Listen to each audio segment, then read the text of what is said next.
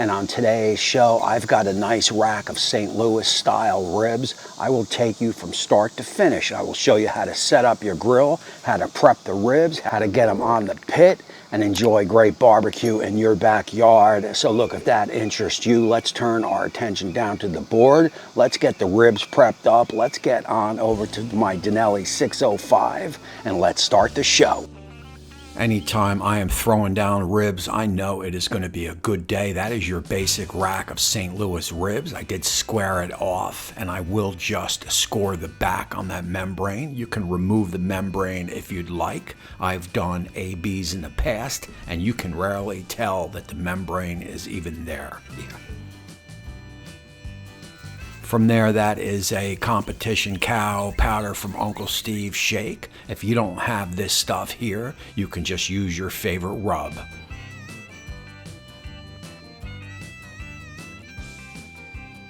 Always start with that. Start with the underbelly first, and then flip it over. That is your presentation side. That is the side you are going to see. So you want to do that last, and don't forget to get the ends and also get the tops and bottoms of the ribs.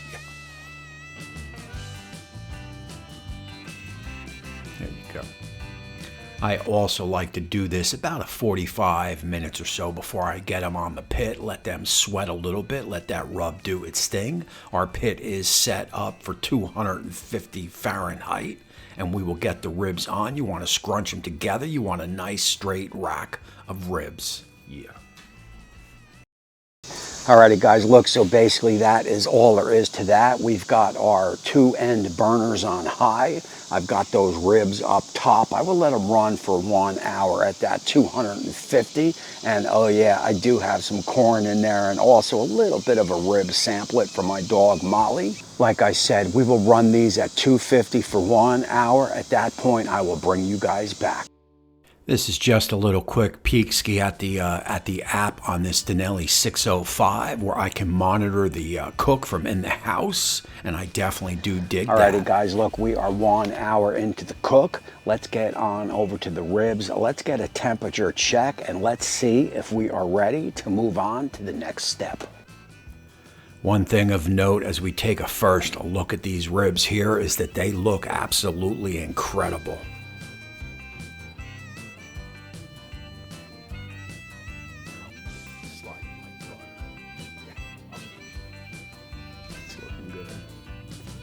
Okay, so look, we are about 185 internal. Basically, what you want to do here is you want to get your instant read, and you want to go in between the bones, and you want to make sure you are in the middle. So you don't want to pierce all the way through and come out the bottom. So go in between the bones. Just make sure you're in the middle, and if you read anywhere at that 185 or so range, it is definitely time to pull them. So let's pull them, let's get them on the board, and let me show you that last and final step.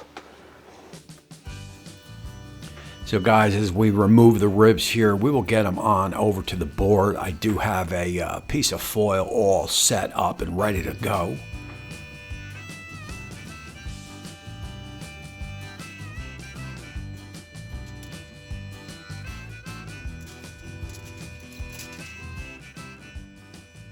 Alrighty, also look, there are all different kind of methods on how to fix them up on these steps. You can go with the butter, you know the deal with the brown sugar. I'm going to do something a little bit different here.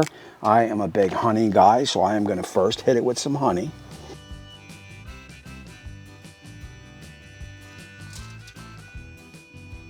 Obviously, if you have a preferred method, you can definitely use that method. It will not change the cook at all.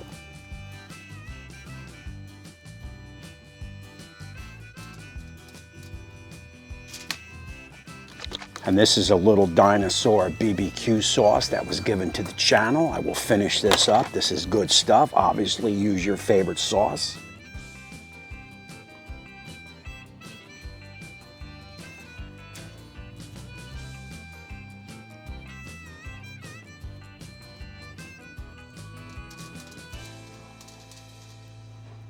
I'm definitely going to want to go both sides, so we will give it a little bit of a flip.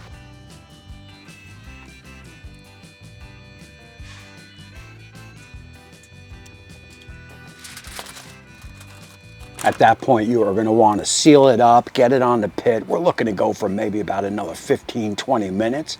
At that point, I will bring you guys back.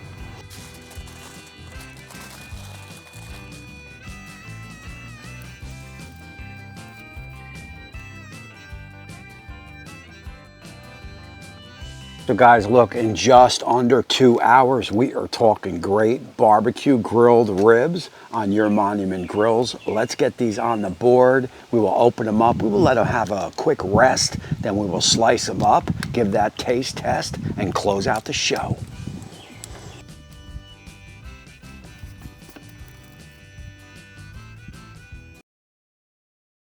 Alrighty, look, a quick 15-minute rest. Let's unwrap it. Let's cut them open and see how we did.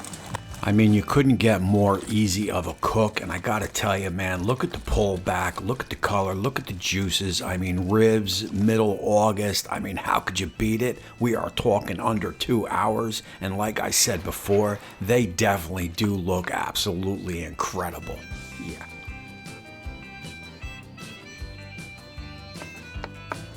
I mean, these suckers are butter soft. There is no doubt about it, man. Let's take this in live. We will do up a quick taste test, talk about the contest, and close out the show. So look, right off the bat, I gotta say, if looks are any indication, we definitely nailed this. Let's go in for that taste test and talk about it.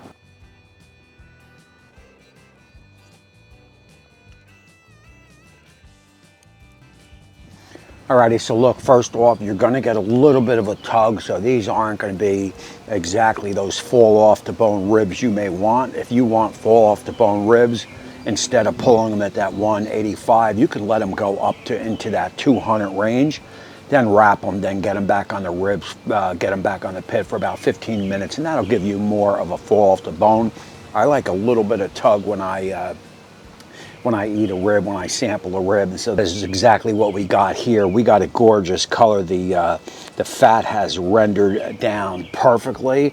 I mean, hey man, you're not gonna get that heavy smoke flavor that you would if you put these on, let's say like a Weber kettle or a pellet grill.